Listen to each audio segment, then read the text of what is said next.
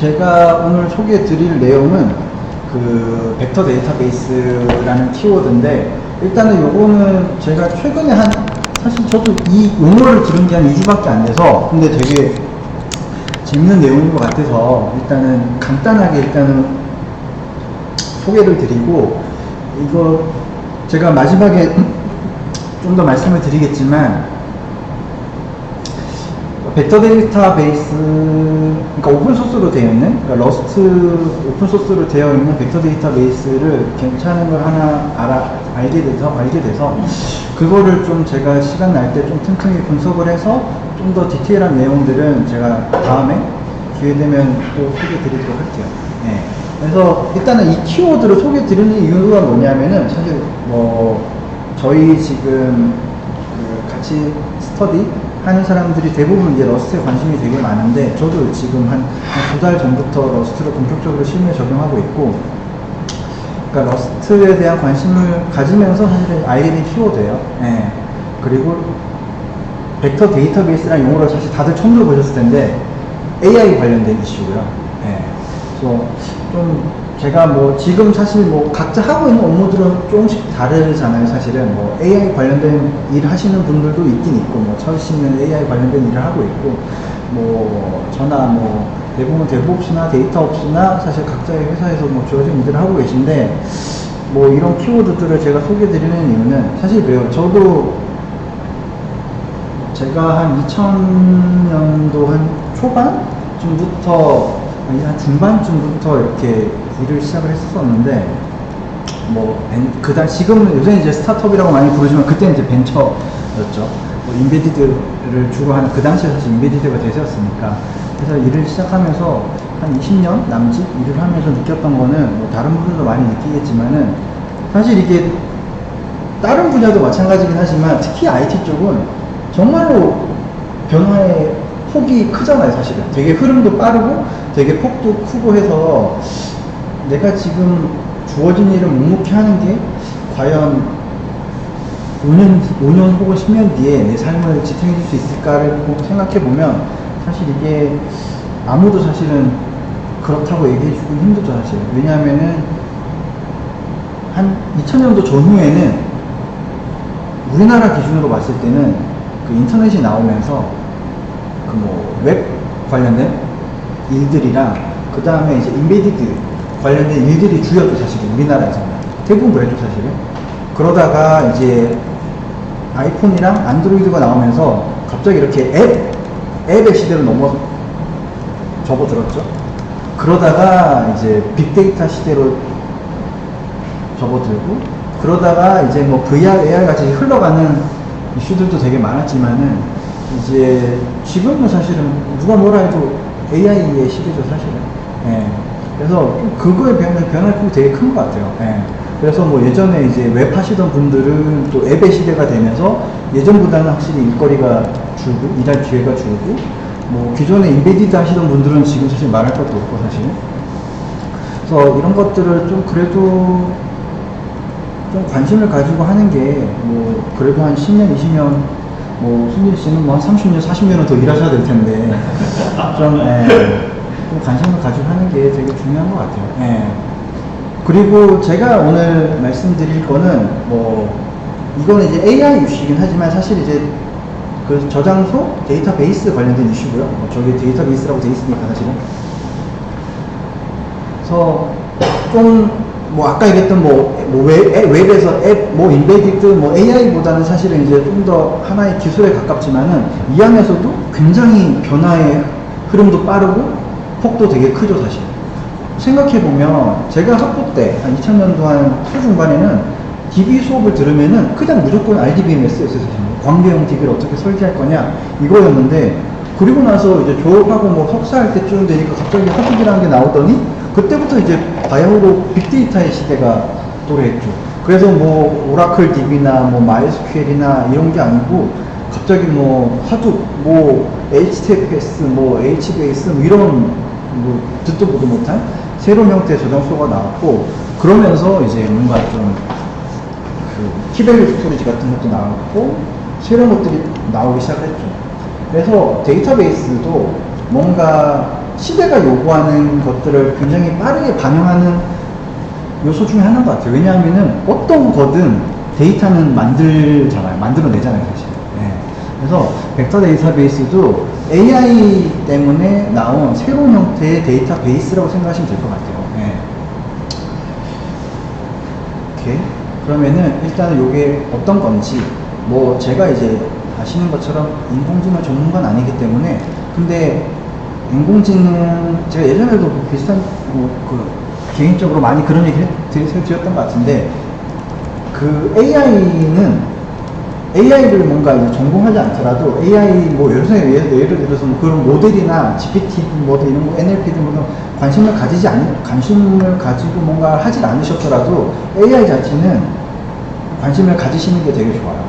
제가 항상 그런 얘기 했잖아요. 그러니까 모델은 어느 정도 상용 평준화 되면은 모델 자체를 연구할 일은 없어요. 그 비유적으로 얘기 드리면은 우리가 지금 이제 3D 프로그래밍을 많이 하잖아요.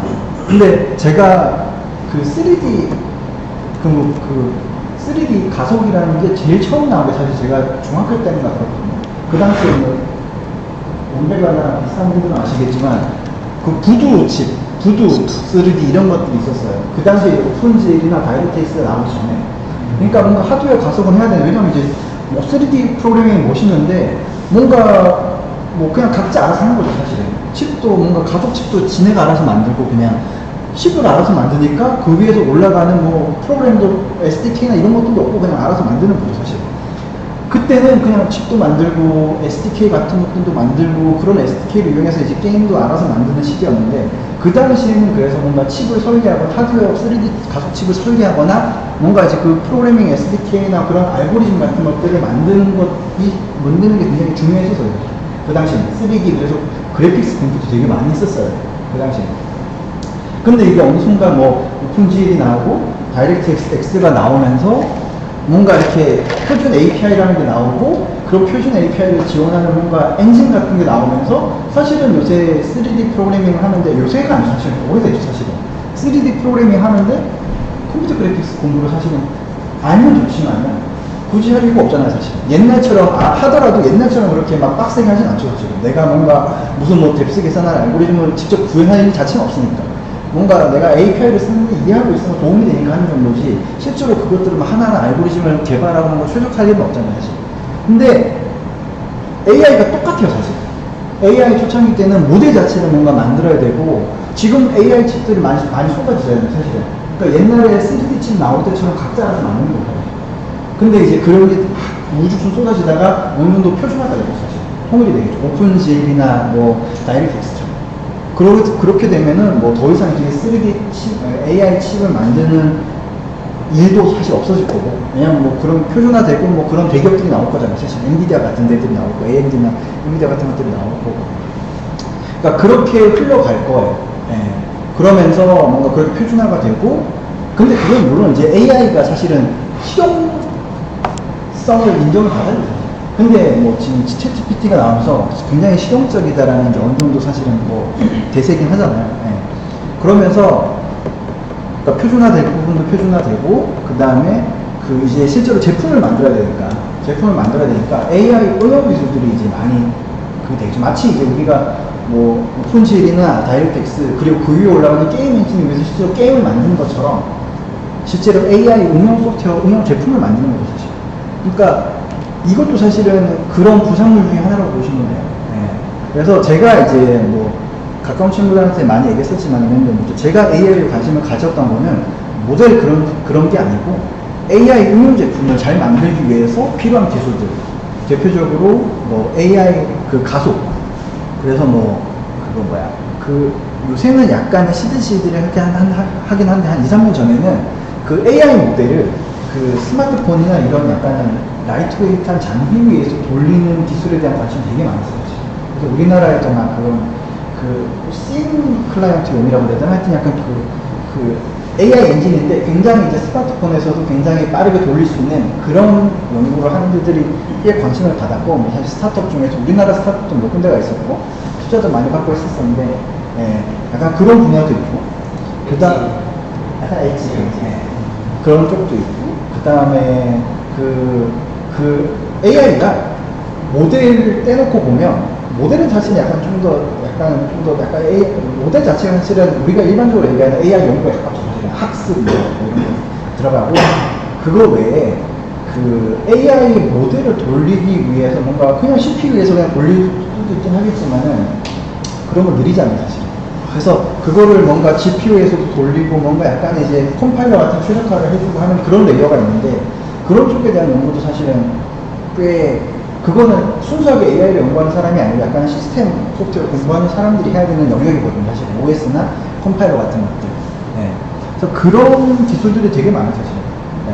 그래서 뭔가 사실 모델은 뭐 지금 보시면 아시겠지만 뭐 구글이나 뭐 이런 데서 만든 모델이 그냥 이제 널리 쓰일 거고 오픈GL이나 우리가 다이렉트에서 쓰는 것처럼 약간 표준화된 모델들이 이제 계속 널리 쓰이기 시작할 거고 그걸 가지고 제품화하기 위해서 필요한 기술들 제품화 기술 그런 쪽이 사실은 더 일반적인 엔지니어들한테는 더 도움이 되겠죠 사실. 네.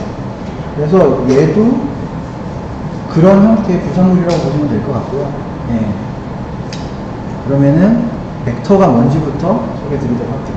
벡터란 무엇인가? 뭐 개념은 간단해요 사실은. AI가 사실은 모델도 별로 없어요. 별로 어려울 거 없어요 사실. 왜냐하면은 모델이라는 것 자체가 기본적으로 블랙박스이기 때문에 실제로 모델을 뭐 구글이나 이런 데서 연구하는 사람도 그거를 뭔가 수학적으로 뭔가 논리적으로 풀어서 하는 게 아니고 요렇게 해서 돌려봤더니 성능이 좋더라 뭐 요렇게 해서 돌려봤더니 성능이 뭐 나쁘더라 이런 게 대부분이기 때문에 사실 생각보다 알고 보면은 생각보다 그렇게 어려운 개념이 복잡하진 않아요. 네. 여기서 얘기하는 게 뭐냐면은 인베딩 기법이라는 게 있어요. 사실 이것도 되게 어렵게 써놨는데 되게 쉬워요.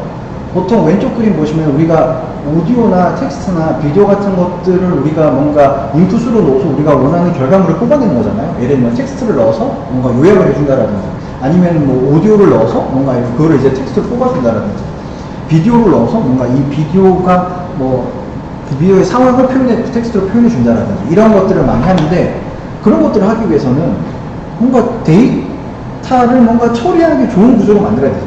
근데 오디오다. 그러면 오디오를 PCM 데이터로 바꾸고서 그러니까 모델에다 넣는다고 치면은 이게 너무 대중 없잖아요, 사실. 왜냐면 오디오별로 뭐 어떻게 샘플링을 했냐, 뭐 어떻게 압축이 되어 있냐, 뭐 포맷이 뭐냐에 따라 다 다르니까. 텍스트도 마찬가지고, 비디오는 말할 것도 없고, 사실. 그래서 이런 것들을 처리하기 편하게 만든 게 인베딩 벡터라고 보시면 돼요. 그러니까 예를 들면 가장 좋은 건 이거예요. 그러니까 비정형 데이터를 정형 데이터로 만드는 거예요. 그리고 길이도 똑같아. 예를 들면 뭐 나는 뭐 예를 들면 학교에 간다라고 했을 때 나는이라는 단어와 학교에라는 단어와 간다라는 단어를 뭔가 이렇게 조합해서 뭔가 해야 되는데 예를 들면 나는은 뭔가 예를 들면 6바이트짜리 데이터, 학교에는 예를 들면 8바이트짜리 데이터.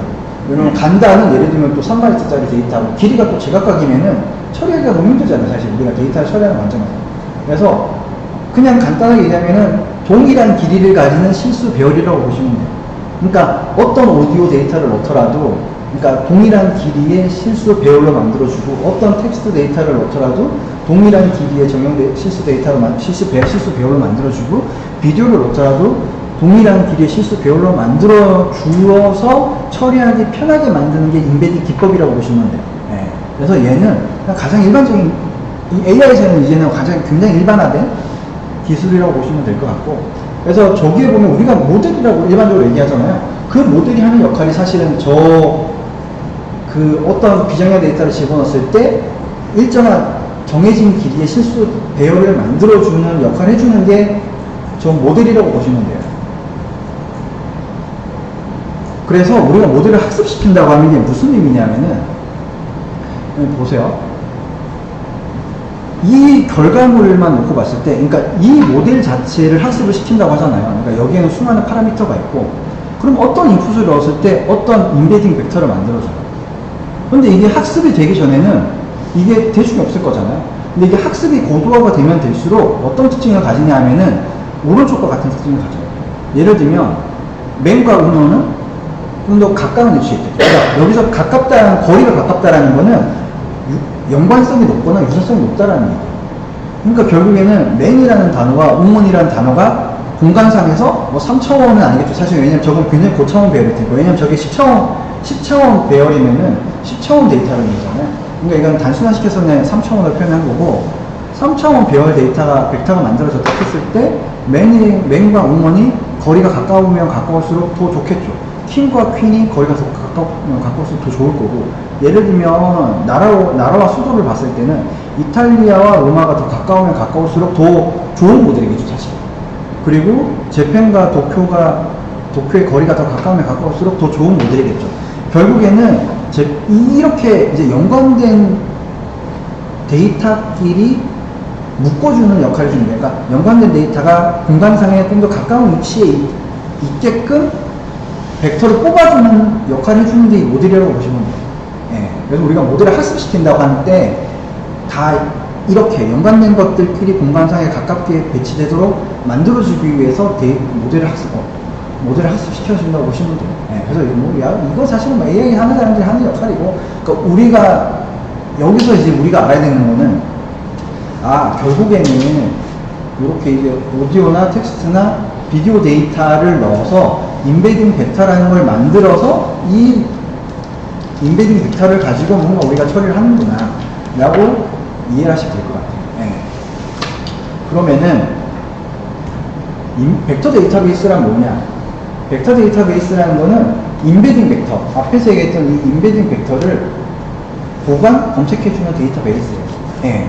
그래서 이게 이제 벡터 데이터베이스라는 거고, 여기서 이제 앞에서 얘기했던 모델이 여기 다시 나오죠. 그래서 콘텐츠, 이제 오디오, 텍스트, 비디오를 인베딩 모델을 돌려가지고 벡터 인베딩으로 만든 다음에 그거를 벡터 데이터베이스에 저장하는 거예요. 그리고 나서 우리가 쿼리를 할 거잖아요. 예를 들면 우리가 GPT를 쓴다. 그러면은 GPT에 수많은 콘텐츠들이 이미 인베딩 모델을 거쳐서 벡터 인베딩으로 바뀐 다음에 벡터 데이터베이스에 저장이 돼 있는 거예요, 이미.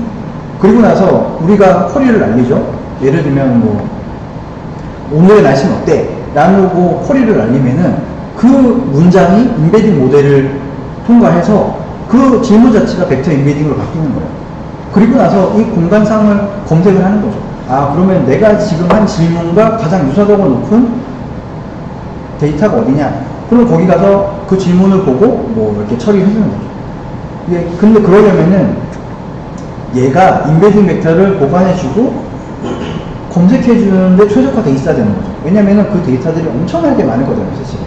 근데 그거를 뭔가 저장하고 뭐 하는데도 오래 걸리고 검색하는데도 막 엄청나게 오래 걸리면은 효율이 떨어질 수밖에 없는 거죠. 예.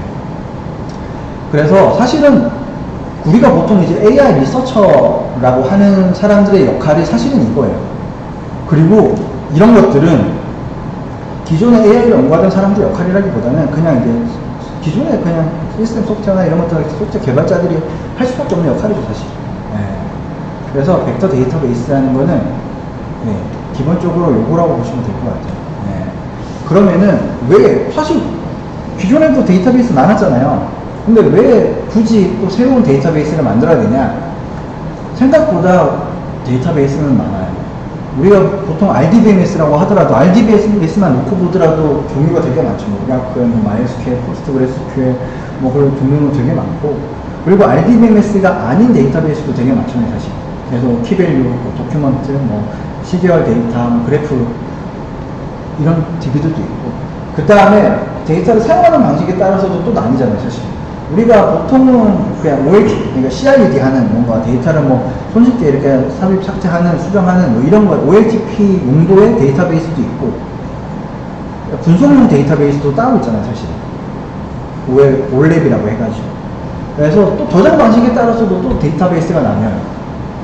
분산 형태의 데이터베이스도 있을 거고, SQLite 같은 약간은 파일 랩의 데이터베이스도 있을 것이고, 그 다음에 우리가 덕DB나 이런 것처럼 인메모리 DB도 있을 거예요, 사실. 그러니까 기존에도 이미 사실은 데이터베이스 종류는 되게 많았어요. 그런데 이게 이제 새로운 뭔가 도메인이 만들어지거나 새로운 제품 라인업이 만들어질 때마다 그거에 적합한 데이터베이스가 계속 만들어져 왔어요, 사실. 그래서 20년 전에는 보통 우리가 그냥 RDBMS만 쓰다가 거의 데이터베이스 하면 당연히 RDBMS였죠, 사실은. 다른 거를 생각할 그게 없었었는데, 그 이후에는 키밸류 스토리지, 도큐먼트 DB, 컬럼 DB, 그 다음에 타임시리즈 DB, 그래프 DB, 새로운 DB들이 나오고 있죠. 그래서 AI 시대가 도래하면서 인베딩 벡터를 다뤄야 되다 보니 이제 기존의 DB로는 처리가 안 돼서 새로운 벡터 데이터베이스라는 게 나왔다고 보시면 될 것 같아요. 기존의 데이터베이스에 대해서 잠깐만 더 얘기하면, 뭐 이거는 뭐 다들 아시는 내용일 수도 있는데, 우리가 보통 이제 SQL DB와 NoSQL DB로 나뉘는데, 보통 SQL DB는 크게 보면 보통 두 가지로 나눠서 쓰죠.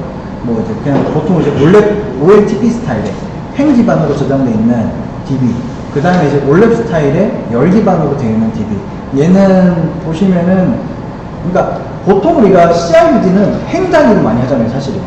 예, 그래서 이제 얘는 그러니까 행 단위 연산이 많기 때문에, 그러니까 행 단위로 보통 데이터 저장해 놓죠. 예, 그 다음에 이제 그 올랩 같은 경우에는 보통 우리가 분석을 할 때는 열 단위로 많이 분석을 하잖아요. 그래서 저장 자체를 열 단위로 해놓는 거예요, 사실.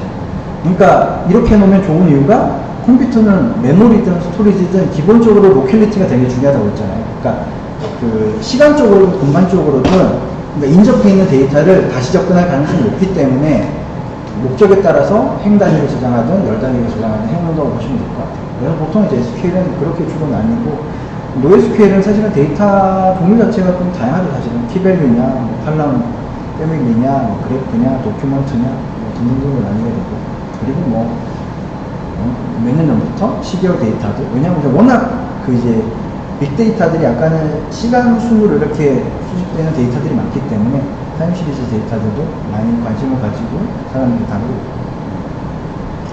그러면 벡터 데이터베이스는 도대체 뭘 하나? 왜 기존에 왜 뭐가 문제에서 안 됐나? 이거 사실은 뭐 복잡할 것도 없고 개념은 되게 단순해요, 사실은. 밑에 보시면은 보통 우리가 키밸류는 이렇게 저장돼 있죠, 사실. 그 다음에 도큐먼트는 키에 따르는 일종의 도큐먼트들이 이렇게 하는 매핑이 돼 있고, 그래프 같은 경우 이렇게 이제 트리, 뭐 그래프, 뭐 DAG든 하여튼 뭐 이렇게 연결이 되어 있는 구조죠. 사실 데이터들이 상호로 연결이 되어 있는 구조인데, 보통은 우리가 생각을 해보면 알겠지만은 키밸류든 도큐먼트든 그래프든 뭐 이렇게 우리가 SQL DB든 간에 보통 우리가 검색을 한다고 하면 보통 우리가 정확히 이제 키 값의 범위를 가지고 검색을 하잖아요, 사실은. 보통 우리가 필터를 적용하면은 뭐 해당 키 값과 뭐 이퀄리티냐, 뭐 그레이트 됨이냐, 뭐 리스트 됨이냐, 보통 이런 거 가지고 검색을 하는데, 벡터는 아까 얘기했던 그 벡터 인베딩이 그 실수 배열이잖아요, 사실은. 뭔가 그런 식으로 뭔가 딱 필터를 먹이기가 되게 힘들어요, 사실은. 그래서 얘 같은 경우에는 보통 어떻게 하냐면은 그 유사도를 평가해요. 유사도. 아까 얘도 그냥 2차원으로 표현했는데, 만약에 3개의 벡터가 있어요. 그러면은 이 벡터 간의 거리가 얼마나 가까운지를 비교를 해주는 거예요. 그러니까 이거 그냥 개념적으로 봐도, 기존에 DB에서 주로 하던 검색이랑은 좀 많이 다르죠, 사실은. 기존에는 이런 개념은 아니거든요, 사실. 예. 그러니까 고차원 배열의 뭔가 거리를 가지고 하는 게 아니고, 그냥 그거에 뭔가 이제 필터 같은 걸 먹이는 거죠, 사실. 뭐 이퀄리티냐, 그레이트 되느냐, 이런 식으로. 그래서 이런 연산에 최적화되어 있는 데이터베이스가 벡터 데이터베이스라고 보시면 될 것 같아요.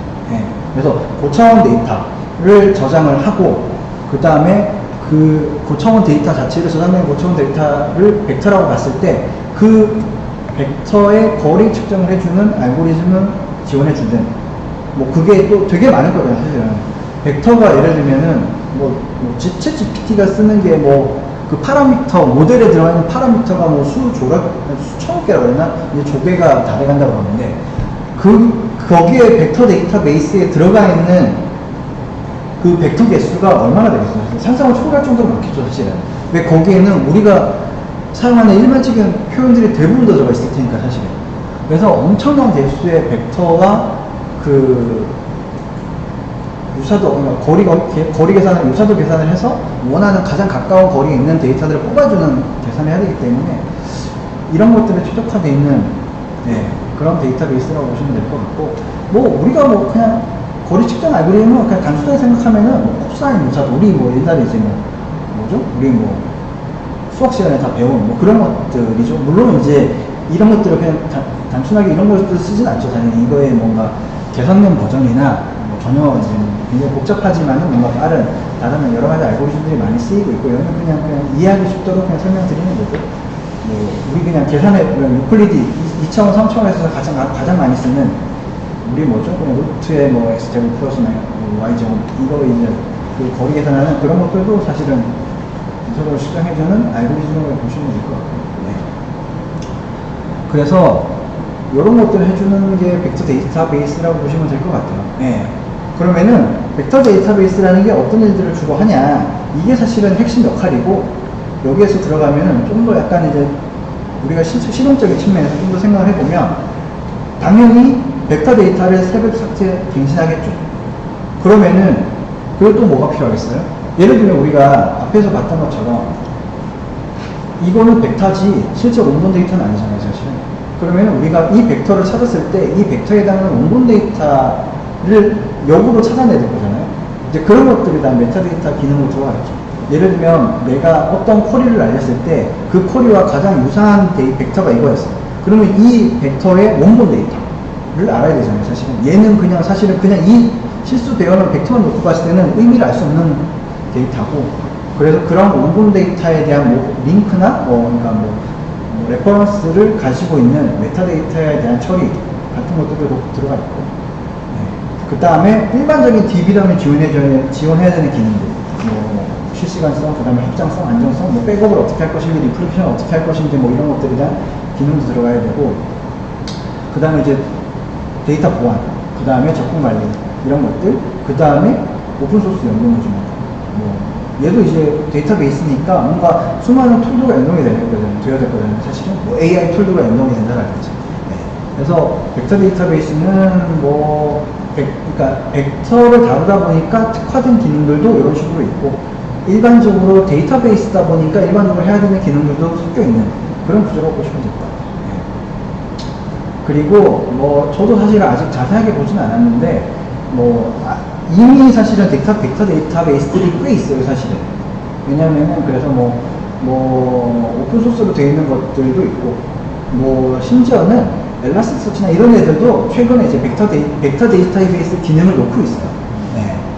뭐 엘라스티서치나 뭐 이외에도 몇 개 있었는데 제가 지금 많이 본 건 아니고 자세히 본 건 아니라서 관심 있으신 분들은 참고하면 좋을 것 같고, 그 다음에 상용 DB들도 있어요. 이거 파인콘이라고 해서 상용 서비스로 사스도 제공하고 되게 유명한 서비스예요.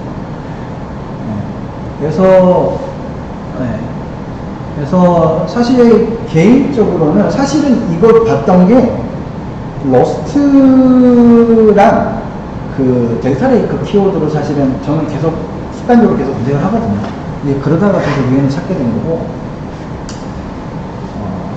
뭐 그런 것 같아요. 아까 말씀드렸던 것처럼 우리가 어떻게 됐든 간에 사실 AI라는 게 사실 나온 지는 꽤 됐지만은, 챗GPT라는 게 뭐 사실 뭐 알파고가 나와서 한번 쫙 불을 댕겼었고, 그러다가 약간은 뭔가 좀 상용 서비스가 나오기에는 아직 시기상조다라는 느낌이 좀 들었었는데, 왜냐하면 사실 음성인식이나 NLP나 영상인식 보면은 생각보다 그렇게 쓸만한 수준이 아니었어요, 사실은. 생각보다는. 왜냐하면 좀 뭔가 그냥 대충 보기에는 괜찮은데 뭔가 막상 제품에 적용하려고 하면 뭔가 좀 인프가 아쉬워요. 그래서 사실 우리가 뭐 전 직장에서도 그렇고 많은 사람들이 제품화를 위해서 예를 들면 뭐 의사나 관련된 사람들한테 인터뷰를 해보면은 이게 좀 쓰기엔 조금 아쉬운 그런 느낌이었는데, 작년에 이제 챗GPT가 빵 터뜨리면서 뭔가 이제는 진짜로 이게 상용화할 수 있는 상용화 서비스가 나올 수 있는 상황이 만들어지고 있는 것 같아요. 왜냐면은 기존에는 뭔가 우리가 의뢰를 적용하거나, 특히나 사실은 그게 문제가 많이 되면 사실은 자율주행 같은 거. 왜냐면 인공지능은 절대 100%가 안 나오거든요, 사실. 그런데 뭔가 자율주행은 뭔가 좀 뭐 99%가 돼도 부족한 것 같고, 사실은. 왜냐면 사고에 대한 책임 소지가 있으니까. 그런데 챗GPT가 추구하는, 그러니까 챗GPT로 인해서 나오는 서비스들은 그런 능력이 아니잖아요. 자율주행과 사실 성격이 다르잖아요. 뭔가 내가 검색을 하는데 그게 뭐 100%가 아니어도 99%가 아니어도 사실은 상품화 가치는 충분히 있으니까. 생성형 AI도 있고. 그래서 그런 측면에서 약간은 좀 실제 상용화의 AI로 상용화 서비스가 나올 수 있는 여지를 확 열어준 그런 계기가 됐죠.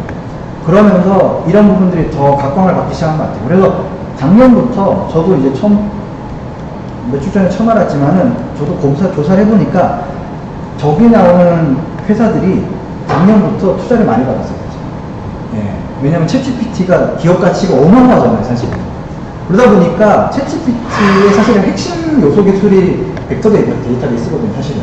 왜냐면은 모델도 모델이지만 그거 결과하고 빠르게 검색해서 넘겨줘야 되죠, 사실. 모델은 벡터는 빨리 만들었는데 그거 DB에서 그냥 그거 예를 들면 포스트그레스QL 넣어놓고 검색해가지고 만들려면은 엄청나게 오래 걸리거든요, 사실. 효율이 떨어지고. 그래서 굉장히 중요한 기술이기 때문에 작년부터 좀 관련된 회사들이 투자도 많이 받고 많이 관심을 갖더라고요. 네. 그래서 저도 사실은 이거를 막 당장 해보겠다 그런 생각이 있는 건 아니고 항상 그렇게 약간 큰 변화가 일어났을 때 사실 그런 얘기 많이 하잖아요. 변화가 있을 때 기회가 따라옵니다. 네. 우리가 뭔가 지금 하둡을 만드신 분도 그렇고 텐서플로우나 약간 파이토치나 수많은 새로운 변화가 있을 때마다 뭔가 거의 약간 영웅처럼 나타나는 사람이나 뭔가 그런 오픈소스나 제품 같은 것이나 제품이나 기술들이 있거든요. 네. 그래서 이런 또 변화의 시기에 또 새로운 기회가 있을 수 있으니까 이런 것들도 내가 뭔가 여기서 뭔가 대단한 기여를 하지 않더라도 이런 것들 관심 가지고 보면은 예를 들면 하둡이 딱 떴을 때 그리고 AI가 뜨면서 하둡을 하던 사람들 그 다음에 AI를 받은 사람들이 굉장히 좋은 대우를 받고 뭔가 좋은 기회를 많이 가졌잖아요, 사실. 마찬가지로 벡터 데이터베이스라는 게 AI 때문에 새롭게 나오는 분야이기 때문에 이런 것들을 선제적으로 하면은 또 뭔가 우리가 좀 더 뭔가 좋은 기회를 얻을 수도 있는 거죠. 네. 그런 측면에서 물론 이제 이런 것들이 한두 개는 아니기 때문에 사실은 모든 것들을 다 관심 가지고 할 수는 없지만은 저는 그냥 개인적으로 이런 시간을 통해서 조금 더 여러분들한테 이런 것들이 있다는 걸 소개시켜주는 것도 좀 주기적으로 하려고 하고요. 네. 참고로 저는 얘를 시간이 날 때마다 분석할 계획이에요. 그러니까 얘가 러스트 기반의 벡터 데이터베이스. 네. 그러니까 최근에 하여튼 그래서 사실 그래서 요 얘기는 여기까지 하고 제가 짧게 한두 가지만 더 소개해 드릴게요. 사실 얘도 제가 일단은 러스트를 키워드로 찾다가 알게 된 이슈이고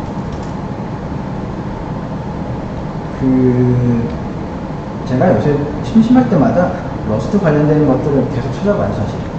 제가 지금 이제 메인 언어를 러스트로 생각하고 있기 때문에도 있고 러스트 자체가 굉장히 비전이 좋다는 생각도 정말 하고 있고 그래서 지금 제가 소개해드릴 링크는 제가 공유해 드릴 거예요. 이미 보신 분도 있으시겠지만은 최근에 몇 번 얘기했던 것 같은데 그런 게 있잖아요. 그러니까 제가 EBPF 할 때도 제가 가끔 얘기 드리는데 거의 약간은 뭔가 굉장히 약간은 큰 변화를 주도하는 기술들이 있어요. EBPF도 마찬가지고 그래서 제가 EBPF 소개할 때 그런 얘기를 하잖아요. 요새는 그냥 기존에 있던 거 그냥 EBPF로 재구현만 해도 사실은 굉장히 큰 그러니까 관심과 뭔가 이렇게 반향을 일으킨다고. 근데 그거 EBPF도 그렇고 사실 러스트도 마찬가지고 사실. 러스트도 그냥 기존에 있던 거 그냥 러스트로 재구현만 해도 굉장히 큰 성능 향상을 볼 수 있고 굉장히 큰 이제 반향을 일으킬 수 있다라고 얘기를 하는데 그래서 그런 뭔가 사례들을 저는 사실 주기적으로 많이 보거든요. 그래서 좀 괜찮은 사례들 오늘은 한 두 가지만 짧게 소개해드리고 또 기회 될 때마다 소개해드리도록 할 거예요. 얘 같은 경우에는 올해 초죠. 23년 3월에 나온 거고 사실은 솔직히 얘기해서 뭔가 제가 소개해드릴 디스코드나 다른 아마존 프라임이나 이런 MS나 이런 데서 나온 것들보다 사실은 기술적인 깊이는 없어요, 솔직히 얘기해서. 그런데 그냥 우리나라 회사들도 요새 이제 구조조정으로 많이 힘든 카카오도 이런 것들 한다라는 거 정도 참고하시면 될 것 같고 얘는 특별한 얘기는 없어요, 사실은. 그냥 얘네들이 만든 것 중에 사용자 지표를 처리하는 부분, 예를 들면 수집되는 데이터들을 뭔가 분석하고 뭔가 처리해주는 뭔가 파이프라인 같은 게 있는데 그 중에서 분석 쪽, 그러니까 로우 데이터를 가져와서 파싱해서 뭔가 이렇게 하는 쪽에 러스트를 적용을 해봤더니 성능이 굉장히 좋아지더라. 파이썬 대비 좋아지더라라는 얘기를 하고 있고, 그래서 얘네들 얘기는 뭐 처리 시간은 러스트가 2배 정도 빠르고, 그 다음에 메모리 사용량은 파이썬이 러스트보다, 그러니까 러스트가 파이썬보다 한 4분의 1 정도, 4분의 1에서 5분의 1 정도로 줄고, CPU 사용량도 2~3배 정도 줄더라 라는 거죠. 성능 시간, 처리 시간은 2배, 처리 성능은 2배 좋아지는데 자원 사용량은 한 3~4배, 4~5배 정도 좋아지는 그런 좋은 결과를 얻었다라는 거를 요약한 거고, 사실은 그냥 얘는 단순 그냥 일반적인 비즈니스 로직을 그냥 러스트로 구현했더니 성능이 좋아지더라 라는 가장 기본적인 일반적인 시나리오라고 보시면 될 것 같아요. 그래서 뭐 이런 시도들이 굉장히 많아질 것 같아요, 앞으로. 그래서 저도 요새 너무 많은 걸 봐서 헷갈리는데, 제가 며칠 전에 봤던 것 중에 MS였는지 하여튼 어딘지 모르겠는데, 그 저자가 한 얘기가 무슨 얘기냐면은, MS가 지금 윈도우즈 커널이, 리눅스도 사실 그런 얘기 많지만 윈도우즈 커널은 진짜로 러스트로 많이 바꾸고 있대요. 근데 그 사람이 정확히 뭐 MS에서 어떤 역할을 하고 있는지 뭐 어떤 걸 하는 건지 잘 모르겠지만, 그 사람 얘기는 그거예요. MS 내부적으로 기존에 있던 것들을 러스트로 다 재구현하는 거는 좀 오버이긴 하지만 핵심적인 부분들은 러스트로 재구현하고 있고, 신규로 하는 것들은 그러니까 러스트가 1순위다 라는 표현을 하더라고요. 예. 근데 그게 MS만 그런 건 아닌 것 같아요. 예. 그래서 국내 회사가 좀 약간은 한두 발 좀 더 느리긴 하겠지만은, 뭐 제 생각에는 뭐 3년, 5년 뒤면은 뭐 훨씬 더 이렇게 그런 강도가 세지지 않을까? 그리고 이거를 제가 생각하기에는 좀 관심 있으신 분들은 미리미리 준비해야 되는 게 이유가 뭐냐면, 사실 이게 기존에 C나 C++를 개발하다가 뭐 자바스크립트나 파이썬이나 뭐 이렇게 넘어가는 거는 쉬워요. 왜냐면 훨씬 더 어려운 놈에서 쉬운 놈으로 가니까. 근데 뭐 예를 들면 이제 승진 씨 세대나 이렇게 젊은 친구들은 처음부터 사실은 자바스크립트나 파이썬을 쓰다가 쉬운 언어를 쓰다가 갑자기 러스트 같이 어려운 언어를 하게 되면은 훨씬 어렵거든요, 사실. 그래서 좀 제 생각에는 좀 이런 것들에 대한 준비를 미리미리 해놓는 게, 뭐 3년, 5년 뒤에 또 어떤 뭐 세상에서 또 어떻게 바뀔지 모르겠지만은, 모르죠. 사실 예를 들면 러스트가 제공해주는 기능을 그대로 제공하면서 파이썬 같이 쉬운 언어가 나올 수도 있어요, 사실은. 물론 그럴 수도 있죠, 사실은. 예. 그렇지만 뭐 그거는 이제 희망사항인 거고. 예. 그래서 일단은 지금 현 시대의 흐름은, 그러니까 최근 한 10년, 20년 정도는 생산성의 시대였다고 봤죠. 그러니까 최대한 생산성이 높은 언어를 만들어서 이렇게 많은 소프트웨어를 찍어내는, 그래서 이렇게 웹의 시대가 오고 앱의 시대가 오고 빅데이터 시대가 오면서 사실은 그런 시대였는데, 좀 당분간은 뭐 5년, 10년 뒤에 뭐 뭔 일이 없을지는 모르겠지만은, 현재는 어찌됐든 간에 약간 이제 효율성의 시대로 가는 것 같아요, 사실. 예. 뭔가 좀 최적화하고 성능도 최적화하고 뭔가 자원 사용량도 최적화하는, 그러니까 오퍼레이팅 코스트와 인지니어링 코스트를 동시에 줄일 수 있는 약간 그런 흐름이 또 이어지고 있는 것 같아요. 네. 그래서 뭐 그렇다고 해서 사실은 뭐 아까 제가 DB 얘기할 때도 그렇고, 우리가 뭐 새로운 DB가 나오고 그렇다고 해서 지금 RDBMS를 안 쓴 건 아니잖아요. 여전히 많이 써요, 사실은. 예. 뭐 러스트가 아무리 대세가 된다고 하더라도 뭐 파이썬이나 뭐 자바스크립트나 나름의 영역이 있겠죠, 당연히. 그런데 확실히 러스트의 비중이 높아질 거예요. 예. 지금 우리가 AI가 대세라고 하지만 IT 분야 전체로 봤을 때는 AI는 사실은 비율적으로 봤을 때 굉장히 극히 일부잖아요. 그렇지만 관심도와 임팩트 이런 것들을 보면 AI가 어느 무엇보다도 중요하죠, 사실.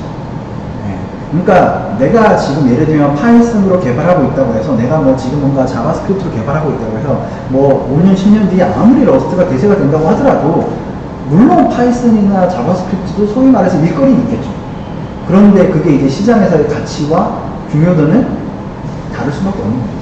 네, 그런 거에 대한 뭔가 준비를 하고 뭔가 우리가 하는 것들도 되게 중요하다라고 생각하면 좋을 것 같고요. 그리고 얘는 그냥 제가 이제 카카오도 이런 것들을 하고 있더라. 뭐 카카오 이 사례 말고도 많은 회사들이 뭔가 다양한 시도들을 하겠죠. 뭐 우리 우리는 사실 스타트업이다 보니까 극단적으로 시도하고 있지만은 사실 큰 회사들도 뭔가 부분 요소 이런 시도들을 많이 하고 있겠죠. 그리고 최근에 좀 관심 있게 봤던 기사는 이거는 디스코드. 뭐 저는 안 쓰는데 사실 디스코드도 많이 쓰죠. 네, 슬랙만큼. 그래서 디스코드에서 나온 그 기술 문서인데 얘는 조금 사실 제가 이 이슈에 관심을 가진 건 사실은 제가 좋아하는 키워드가 두 가지가 들어가 있어요. 첫 번째 러스트고 하나는 신라DB예요. 예. 그래서 얘는 그 기존의 이제 DB를 신라DB로 바꿔서 얻은 이점. 그 다음에 이제 핵심적인 부분들을 약간 이제 그 러스트로 바꿔서 얻은 이점 두 가지를 소개하고 있다고 보시면 될 것 같아요. 뭐 자세한 얘기들은 제가 링크를 올려드릴 테니까 관심 있으신 분들은 보시고 딱 중요한 것들만 소개해 드릴게요.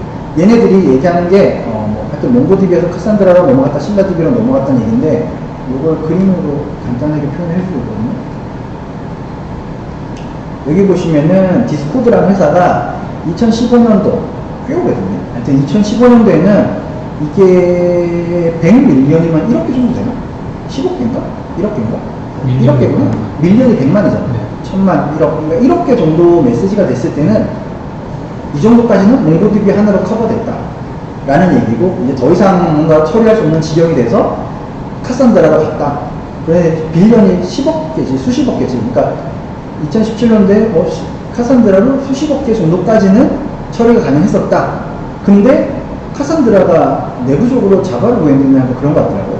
근데 이제 이게 이제 우리 자바로 쓰면 이제 늘 아는 것처럼 이제 스탑 더 월드 이제 그 메이저 지시 이제 전체 락걸로 하는 게 수십 초 걸렸다. 예, 그러면서 얘도 포기했고, 그래서 이제 지금은 신라DB를 쓰고 있다. 그래서 신라DB가 10%로 돼 있어요. 그러니까 이제 그리고 그 신라DB가 카산드라랑 포함이 되는데 저희도 최근에 저도 알게 돼서 저희도 지금 약간 이제 ETL 서버, 그러니까 2차, 3차 테이블을 그러니까 이제 그 데이터 마트나 데이터 웨어하우스용으로 좀 쓰려고 하고 있는데 얘는 그 API적으로는 카산드라랑 컴패터블하고 비슷해요. 근데 그 테이블 데이터베이스나 테이블 관리하는 거는 다이나믹DB랑 되게 비슷해요. 그래서 얘도 파티션 키가 있고 클러스팅 키라고 해서 소트 키가 있는, 그러니까 다이나모DB와 카산드라DB를 약간 합쳐놓은 그런 구조라고 보시면 되고 굉장히 성능이 좋아요. 그래서 당연히 스케일아웃 되고, 그래서 얘가 하여튼 되게 최근에 핫하더라고요. 네, 그래서 이런 식으로 약간은 기술 스택이 뭔가 그 아까 뭐 태영이가 잠깐 저한테 약간은 그 얘기 물어봤었는데 이런 식으로 사실은 이 지금은 굉장히 대단한 회사도 이런 식으로 큰 변화가 있어요, 사실 주기적으로. 얘네들이 만약에 뭐그 당시에는 신라DB가 없었고 사실은 쓸만한 수준이 있었더라도 쓸만한 수준이 아니었겠지만은 당연히 그냥 그때 그냥 가장 좋은 선택을 하는 게 맞는 거죠, 사실. 뭐 이때부터 예를 들면 얘네들이 뭐 사업이 잘 될지 안 될지 어찌 될지도 모르는데 이때부터 뭐 수십억 개를 고려를 하고 사실은 개발하는 것도 사실 그것도 낭비거든요, 사실. 그래서 이 대단한 디스코드뿐만 아니라 모든 회사들이 이런 몇 년에 한 번씩 큰 변화를 겪어요, 사실. 네. 그게 뭔가 그렇으면 야 이거 미리부터 준비했었으면은 뭐 미리 예를 들면 미리부터 너네가 이거 썼으면 혹은 미리부터 몽고DB 안 쓰고 카산드라 썼었으면 이때 이 짓을 안 해도 되는 거 아니야? 그거는 이제 지나고 나서 할 수 있는 얘기고. 네. 그래서 지금 시점에 가장 적합한 선택을 하는 게 너무 오버해서 막 생각할 필요도 없고 그게 되게 중요한 것 같아요. 네. 그래서 그래서 이런 변화가 있고 당연히 뭐 제가 생각했는데 뭐 러스트로 그러니까 전부 다가 아니고 러스트로 핵심적인 부분만 재구현해서 이렇게 굉장히 좋은 성능을 본 그런 얘기들도 있고요. 마지막으로 또 한 가지 보면 얘는 이제 아마존 그 프라임 비디오 쪽이고 얘도 제가 좋아하는 키워드가 두 개가 있어요. 제가 사실 여기서는 자주 얘기는 안 하는데 러스트도 당연히 들어갈 거고 웹어셈블리. 그래서 얘네들이 간단하게 얘기하면 레이거시가 이거예요. 그래서 이제 자바스크립트, 얘는 자바스크립트로 돼 있고 얘는 당연히 이제 C++로 돼 있고, 그래서 얘가 이제 여러 가지 제약사항이 있고 한계가 있으니까 이렇게 바꿨다라는 얘기예요.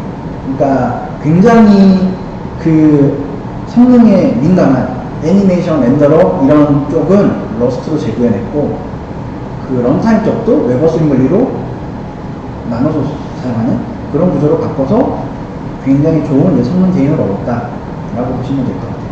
예. 사실 기존에 자바스크립트로 되어 있던 거를 러스트로 바꿨기 때문에 성능 게인이 진짜 엄청나긴 하겠죠, 사실. 예. 그래서 제가 오늘 소개해드리는 거는 링크는 제가 올려드릴 테니까 말씀 있으신 분들은 참고하시면 좋을 것 같고. 예.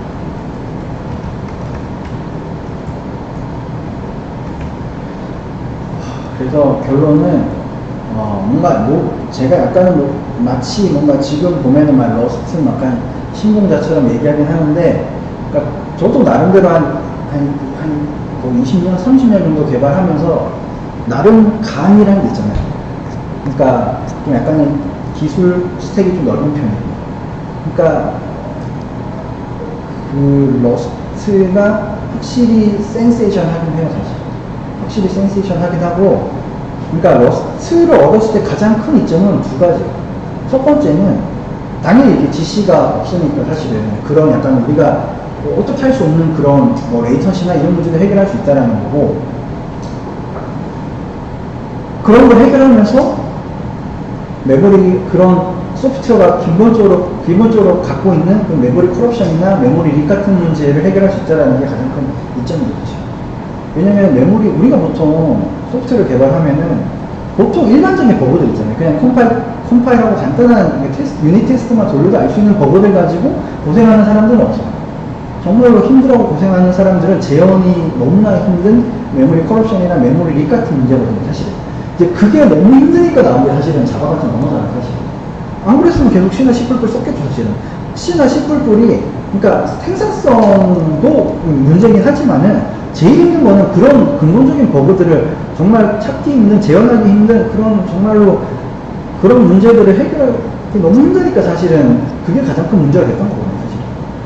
근데 자바는 메모리 커럽션이나 메모리 릭은 있을 수 있지만 메모리 커럽션 그런 관련된 문제들이 사실은 C나 C++에 비해서는 근본적으로 해결하고 가는 부분들이 있기 때문에. 근데 러스트는 GC도 없으면서 메모리 관련된 문제도 거의 근본적으로 해결할 수 있죠.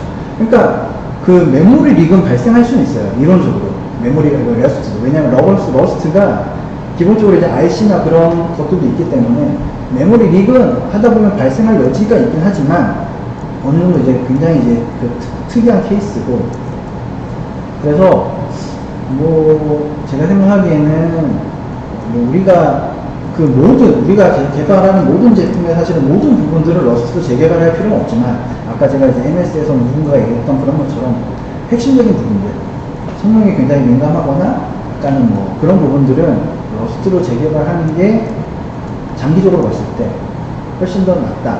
왜냐하면 소프트웨어 안정성도 높이면서 성능도 확실히 가져갈 수 있는 그런 부분들이 크기 때문에 러스트가 확실히 시장에서 자기 영역을 이미 구축했고, 사실은 앞으로도 훨씬 더 영역을 넓혀갈 거다 라는 생각을 하고 있고요. 예. 그러니까 시간의 문제인 것 같아요. 왜냐면 어찌됐든 간에 뭔가 러스트로 뭔가 이렇게 하려면은 러스트 개발자들이 있어야 되잖아요, 사실은. 네. 그런 사람들이 이렇게 시장에 나오면 나올수록 뭔가 이제 그런 변화의 흐름은 더 빨라지겠죠, 사실. 네. 하여튼.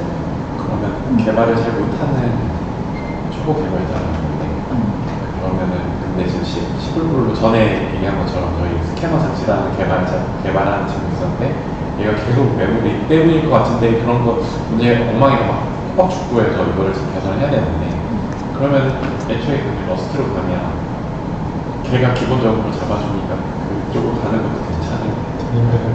근데 이제 그런 건, 그러니까 되게 힘들다는 게 여러 가지 측면에서 힘들다는 게 있지. 그러니까 보통 우리가 C나 C++를 했을 때 힘든 거는 개발하기도 힘들지만 디버깅이 너무 힘들어. 그러니까 재현이 안 되거든요, 사실. 그리고 예를 들면 한 달에 한 번 죽어. 예를 들면 죽긴 죽는 거잖아. 그래서 보통은 그냥 그러니까 리스타트 시키는 거야, 사실은. 보통 그래서 그냥, 그러니까 디버깅이 너무 힘드니까. 왜냐면 보통 이제, 그러니까 그냥, 이거 예를 들면 뭐, 얘네들 한 시간에 한 번씩 죽어. 너무 심하거나, 그러니까 한 번이라도 주면 문제가 심각한 경우는 모르겠지만은, 그러니까 뭐 일주일에 한 번 주거나 한 달에 한 번 주거나 그냥 어차피 그냥 서티피트 날고 그냥 재시작 시켜버려요.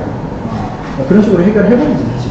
그러니까 그런 식으로 이렇게 커버할 수 있으면은 그냥 뭐 그런 식으로 하도 상관없는데 뭔가 좀 그런 게 사소한 문제가 아니고 그러면은 뭐 그러니까 몰라 나는 이제 C++나 C나 C++로 개발했을 때보다 러스트로 개발했을 때 언어 자체 생산성이 더 좋다 나쁘다는 그거는 잘 모르겠고 사실은 그게 뭐 그건 생각이 나름인 것 같고 근데 확실히 그러니까 그런 문제들 메모리 corruption이나 그 메모리 관련된 재현하기 힘든 약간 그런 정말 디버깅하기 힘든 그런 문제들은 일단 러스트는 그러니까 공작만 하면은 발생을 하기 힘들어 구조적으로 그러니까 어쨌든 컴파일만 되고 공작만 하면은 뭐 C나 C++로 개발한 것처럼 뭐 동작은 하는데 안에서 무슨 짓을 하고 있을지 모르는 건 아니니까 사실은 그러니까 뭐 그렇지 근데 만약에 그 친구가 내 생각은 그냥 그 친구가 한 10수년 해서 그냥 C나 C++로 한 1, 20년 해가지고 뭐 굳이 뭐 내가 이제 와서 뭔가 러스트를 배워서 할 필요가 있나 싶으면은 뭐 사실 고민거리긴 한데 그런 게 아니고 이제 갈 길이 분말리면 2, 3년 해서 주니어고 시니어 누가 봐줄 사람은 없고 그러면 차라리 그냥 러스트도 요새 대세라고 하니 할겸 하면 기존에 있던 문제를 해결하고 본인도 그러니까 나라면 바꾸겠지. 왜냐하면은 이제 2, 3년 차밖에 안 된 주니어고 앞으로 한 3, 40년은 더 일해야 되는데 예를 들면 내가 C나 C++를 계속 하는 것보다는 지금 러스트를 해서 한 2, 3년 고생하더라도 또 3년 지나면은 내가 러스트로 3년 경력이 쌓인 거잖아.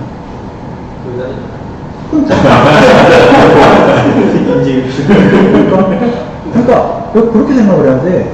아니 러스트라는 게 대세가 된 게 사실은 뭐 불과 뭐 나온 지는 한 10년 가까이 됐지만 파이어폭스에서 내가 알기로는 러스트를 처음 시작한 게 꽤 되긴 했어. 10년 넘긴 했어.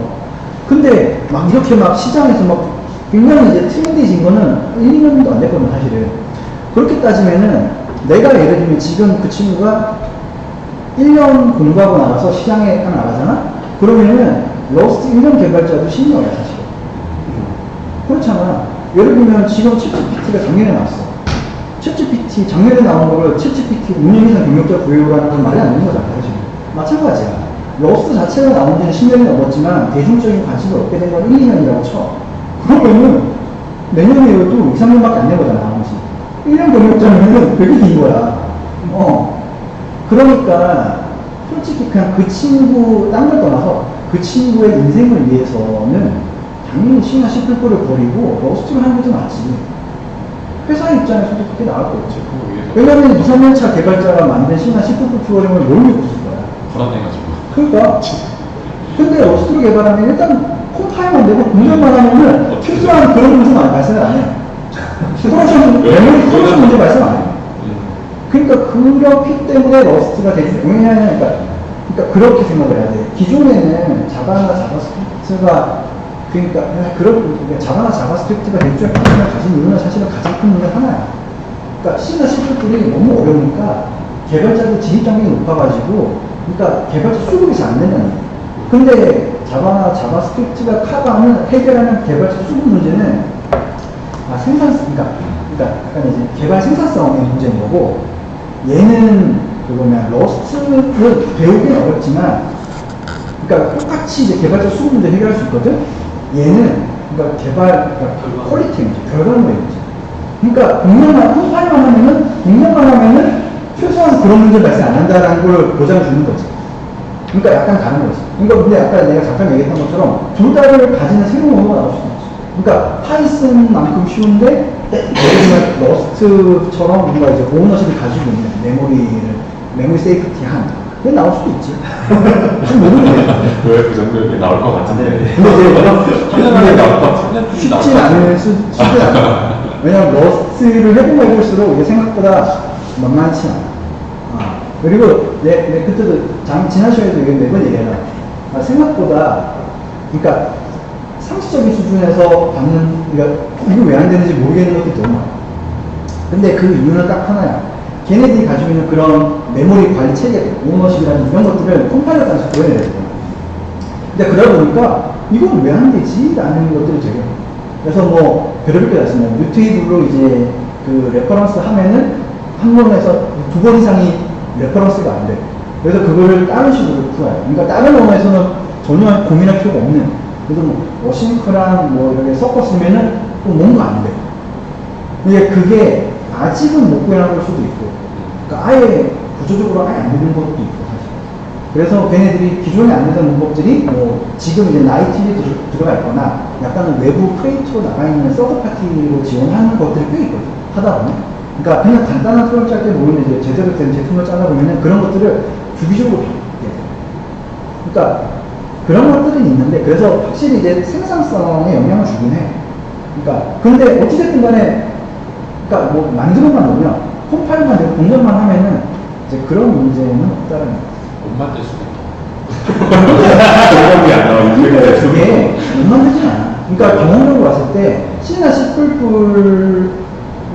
해도 대부분 동작은 시켜. 그러니까 이게 잘 짜고 못 짜고의 문제지. 그러니까 그지 발생. 그러니까 예를 들면 그러니까 이제 예를 들면 그런 거야. C나 C++로 문제가 뭐냐면 내가 외국 특별히 봤을 때 그러니까 동작 자체를 못 시키는 거였어. 그거 아무리 뭐 A급 개발자고 B급, C급 개발자라고 하더라도 동작은 시켜. 어떻게든 하면 주기적으로 받으면 동작은 시켜. 그런데 이제 C나 C++로 그냥 동작을 시켰을 때 문제는 얘는 너무 폭탄이라는 얘기잖아, 사실. 그러니까 메모리 프로덕션 덩어리에 립 덩어리에 사실 그러니까 그 디버깅도 안 되고 사실.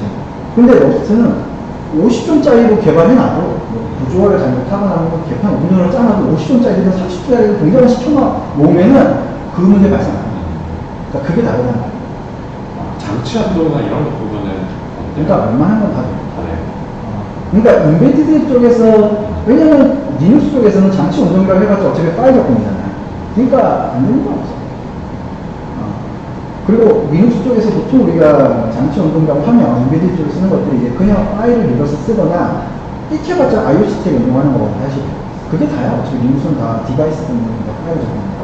그러니까 그건 다 이미 API로 나와 있고. 그러니까 뭐 장치 운동이든 뭐든 안 되는 건 없어. 윈도우 환경에서 윈도우는 모르지. 윈도우 쪽은 뭔가 특화된 뭔가가 있을 거잖아. 그러면 특화된 뭔가 SDK든 그런 API가 러스트로 코팅이 돼 있어야지. 리눅스는 사실은 그런 것들이 많이 파일로 다 추정화되어 있기 때문에 훨씬 더 그게 진입장벽이 낮고, 리눅스는 뭐 특별한 그런 게 없으니까. 근데 이 윈도우는 모르지.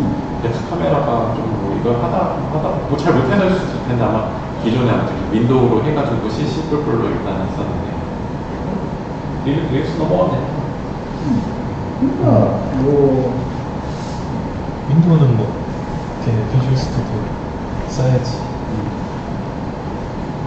근데 내 생각에는 그게 윈도우 MS 누구보다도 사실 러스트를 밀고 있는 게 MS거든. 그런데 사실은 걔네들 예를 들면 WDM 같은 거 얘네들 윈도우 디바이스 매니저 드라이버 역할을 해주는 것들을 러스트로 지금 안 돼 있더라도 조만간 하겠지. 왜냐면 누구보다 러스트 개발을 커널도 사실 러스트로 바꾸는 거 해야 되는데 그런 드라이버 아키텍처에 러스트를 지원 안 하는 게 없잖아. 아직 안 돼 있을 수는 있어도 머지않아 지원을 하겠지. 근데 이제 그건 또 다른 얘기긴 하지. 왜냐면 드라이버 아키텍처 지원하는 거랑 개별 드라이버가 지원하는 건 또 다른 얘기긴 하지. 그럼 장치 제조회사 쪽에서 제공해줘야 되는 거죠. 예를 들어서 뭐 그게 이제 케바케 있지. 왜냐면은 만약에 걔네들이 뭔가 예를 들면 보통 이제 드라이버 아키텍처가 있고 개별 드라이버가 있잖아요. 드라이버 아키텍처는 윈도우가 지원해 주는 거고 그 위에 사실 드라이버를 찾는 거는 제조사 역할이잖아요. 근데 만약에 러스트로 재구현을 하는데 뭔가 각각의 제조사들이 뭐 해야 되는 역할이 되게 많아. 그러면은 이렇게 케바케잖아 사실. 어떤 회사는 드라이버로 재개해놨고 어떤 애들은 안 해놨고 이럴 수도 있으니까. 근데 만약에 그냥 제조사들이 특별히 신경 안 써도 러스트로 할 수 있게끔 해놓을 수도 있거든. 그러면은 사실은 그냥 윈도우즈가, MS가 일괄적으로 뭔가 지원되게 해줄 수도 있는 거고, 제조사는 상관없이. 그거는 까봐야지, 올라가야지. 아까 벡터 데이터베이스에서도 좀 헷갈리고 나는 여태까지 알고 있던 그냥 뭐 AI 모델이다 하면은 인퍼런스 그냥 이렇게 돌리면 나온다는 개념인데 아까 그 DB가 그 모델 안에서 뭔가 동작을 하는 건가 아니면 그러니까 그게 예전에 빼꼼 개념이라고 보면 되는데, 그러니까 보통 이제 얘기할 때도 그러니까 데이터를 넣으면은 이 데이터를 일단은 그 일정 기의 데이터로 변환해 준 다음에 그 뒤에 이제 뭐 클래시피케이션이든 뭐든 만들잖아. 이제 그런 것들이 좀 더 이게 체계화된 거라고 보면 돼. 그래서 이제 이런 것들을 그러니까 내가 뭉뚱그려서 얘기한 거고 그러니까 뭐 그거는 내부적으로 사실 모델마다 다르고 사실은 텍스트를 다루더라도 이 텍스트 가지고 질의응답을 할 거냐 뭘 할 거냐가 다 다르기 때문에 그건 이제 캐릭터고 그건 나도 자세히는 모르고 스피를 가질 필요는 없고 그냥 벡터로 나온다라는 거는 일반화시켜서 할 수는 있어요. 그래서 뭐 그러니까 그런 것 같아요. 뭐 사실은 내가 데이터베이스 쪽을 많이 하니까 어쨌든 벡터 데이터베이스 사실은 빅데이터거든. 벡터 데이터베이스가 다른 데이터 크기에서는 빅데이터거든. 사실 좁혀서 들어가는 게 한두 개가 아닐 거잖아. 사실은 조 단위까지 갈 건데 사실은. 그러니까 그러다 보니까 저거에 약간 내부 스토리지 있죠. 저장소 쪽을 뭔가 내가 좀 더 관심 있는 기술을 뭔가 하면서 뭔가 이렇게 좀 더 개선할 수 있지 않을까. 애가 사실 관심이 시작점이지. 뭐 저는 내가 얼마나 할지는 잘 모르겠는데 지금 한번 내부 프로젝트 하는 건 정신이 없는데 바쁜 거 정리되면 이제 좀 더 코드랭트 같은 걸 좀 분석을 하면서 그러니까 그럼 내 입장에서는 뭐지? 러스트로 돼 있는 것들 왜냐면 사실 내가 요새 관심 가지고 있는 실제 분석까지 하는 오픈소스를 다 러스트로 돼 있는 거. 내 기존에는 이제 스탑이랑 이것저것 하다가 이제 다 정리하고 이제 러스트로 돼 있는 것들 위주라고. 그러니까 그런 것 중에 하나이지. 뭐 내가 벡터 데이터베이스를 안 하더라도 러스트는 남으니까. 그리고 뭐 들어가면 사실은 어차피 구현이야 사실은 일반적인 구현이거든요. 다루는 데이터가 벡터이고 사실 검색을 할 때 유저가 검색을 한다는 것 뿐이지 계산한다는 것 뿐이지 그냥 다루는 데이터랑 똑같잖아. 로직은 비슷하니까. 그러니까 저쪽이 아직은 국내는 뭐 저거를 뭐 관심 있게 하는 데도 없고 뭐 카카오나 이런 큰 회사들은 내부적으로 뭐 어떤 것들을 활용하고 있는지 쓰는지 잘 모르겠지만은 뭐 앞으로 멀리 쓰이겠지. 지금처럼 뭔가 AI 무슨 서비스들이 계속 많아지니까. 근데 뭐 지금 흐름으로 봤을 때는 뭐 이게 쉽게 꺾일 것 같진 않잖아 솔직히. 그러니까 너희 같은 회사는 뭐 당장은 잘 모르겠지만 뭔가 영상이나 뭐 이런 것들이 연계된 서비스들을 만든다고 치면은 이게 궤도에 오르면은 뭐 저런 것들을 도입을 할 필요가 생기긴 할 거야 나중에. 사실 뭐 안면식도 뭐 새로 들어가고 하고 괜히 잘하네. 근데 뭐 아직까지는 할 필요가 없는 거 같아. 다른 데이터는 안 했다. 근데 뭔가 모르겠어요. 그냥 나는 사실 뭐 옛날에 이제 대학원 때도 그랬을 거 약간 스타트업에서도 그렇고 뭔가 좀 약간 선제적인 편이거든요. 이런 것들 공격적인 편이거든요. 신기술을 하고 공부하고 이런 것들 교육하고 하는 것들에 대해서 뭐 우리 지금 내부적으로도 지금 우리는 주로 파이썬을 쓰고 있는데 좀 코어 부분들 그러니까 성능에 좀 많이 영향을 주거나 데이터 파이프라인이나 이런 쪽에 있는 부분들은 러스트로 많이 교체를 하려고 하고 있어요. 지금은 나 혼자 개발하고 있지만은 뭐 계속 이렇게 그 영역을 넓혀나가는 그러면서 뭐 같이 일하고 있는 사람들은 약간 러스트 익숙해지고 뭐 그런 쪽. 그러다가 둘이야. 이제 은환이 들어오면 은환이 셋이지. 은환이 위해서 그래요. 여기서 오시나요? 다다음 주부터 출근이에요. 뭔가 하루 일했어요. 작살하고 나서 그냥 고기가 조금 따라갔어요. 생겼어요. 얘기